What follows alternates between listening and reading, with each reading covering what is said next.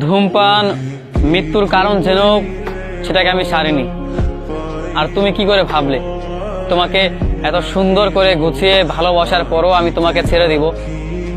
যে জিনিসটা প্রতিনিয়ত আমাকে ক্ষতি করছে, আমার ক্ষতিটা করে বেড়াচ্ছে, সেই জিনিসটাই আমি ছাড়তে পারিনি। আর সেই জায়গায় আমি তো তোমাকে ভীষণ করে ভালোবেসে ফেলেছিলাম।